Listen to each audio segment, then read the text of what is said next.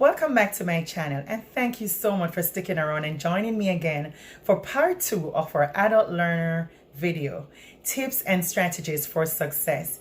And so just a quick recap, we talked about how unique and how valuable the adult learner is to our learning environment and the wealth of experiences and different competencies that they bring to the classroom and to the formal corporate training environment when we do meet them in that setting. And so we want to give some general tips for success, and then I'm going to move into some technical tips for success. When doing this video, I did speak with a colleague and friend, Diane, and I said to her, you're currently involved delivering training and teaching to adult learners. Let's talk about it in a practical way and some things you're doing right now. So I do hope that this video shares some useful tips and some tips that you can actually employ or that you might already be engaged in. So the first general tips and strategies that I would want to share is create trust between yourself and the client and between yourself and the student. Whatever the environment you're in, trust is a critical factor in your success, especially as we shift our work to online and as you may continue to deliver your work online in the coming term or semester.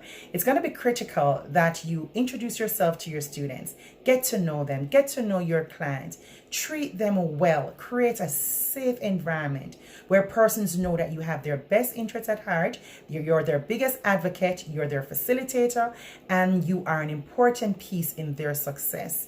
It's an exchange where we're both partners and where we're both giving and receiving. Our clients need to understand that, and especially for adult learners, it becomes increasingly important for them to know that they can trust and depend on you. The second one I wrote was create a safe space. Create a safe space for open communication and a safe space for learning where students, no matter their age, know it's okay to ask questions, to make mistakes, and to learn from others. We don't want to be shutting down any kind of ideas. We want to explore viewpoints, and we want to see things from alternate perspectives. So let's create a space where we can openly exchange ideas and we can experience new things together. The third thing I want to suggest is promote an environment of constructive feedback, giving and receiving feedback in a kind and gentle and respectful manner. So create an environment where they can give you feedback and they're ready to receive feedback from you. Another important strategy is show up early. And when I say early, I mean early. So not on time, but early, right? So to be on time is to be late, and to be early is to be on time. So let's show up early for them. And if you're delivering your content in an online format like we are right now, I would say at least be in the room 15 minutes early, be present, have everything that you need, all your resources to go long before the student gets into that room. Show up prepared. It's critical that we are prepared for all our learners. We have formed a contract where we agree that we're going to deliver service in an exceptional manner. And so I encourage all of us to let's honor that and do that for our clients. Let's show up for them. And some technical and instructional tips, and these directly came from Diane and I. We talked about these together, and some we have been doing, and some what we did was just increase our efforts to make them more meaningful and impactful. So ensure you have above average equipment and internet connection. There is nothing more frustrating than a poor connection, and I hope that's not lost on you. Right? So can you imagine have all the other variables for a really great session? You're prepared, you're early, you planned your content, but then your internet connection just doesn't work. And so I know this will happen from time to time. We lose service and we lose, connection due to power outages. Our bandwidth may go down based on a number of persons working in our homes right now. Homes might be more crowded and different persons are working. But I would say do as much as you can to ensure that your equipment and your internet is above average to ensure the success of your sessions.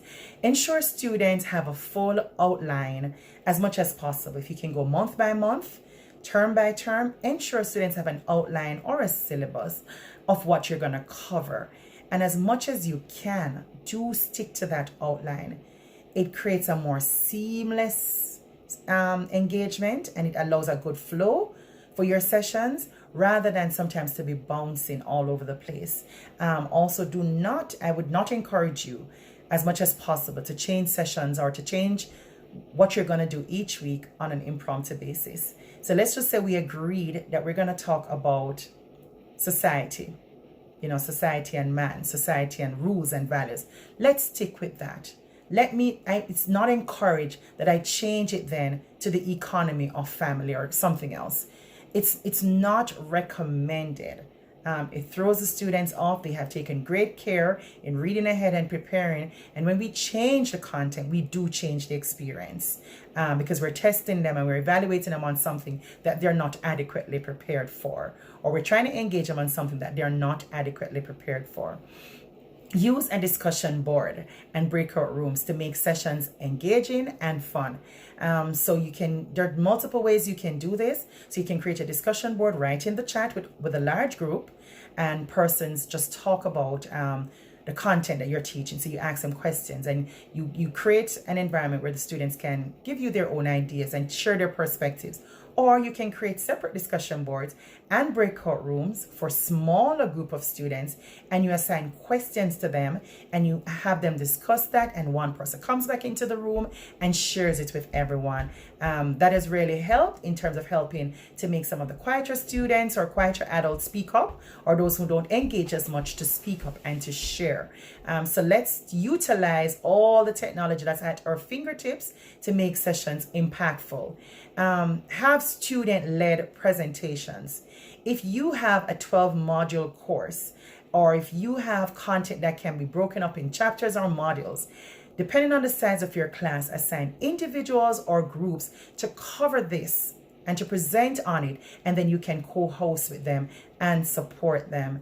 Another thing that you can do is at the end of each session, do a quiz to just assess the knowledge acquisition. How much did they learn and the application? So quizzes are useful. Another thing that you can do is you can use surveys to see how the sessions are going or your classes are going.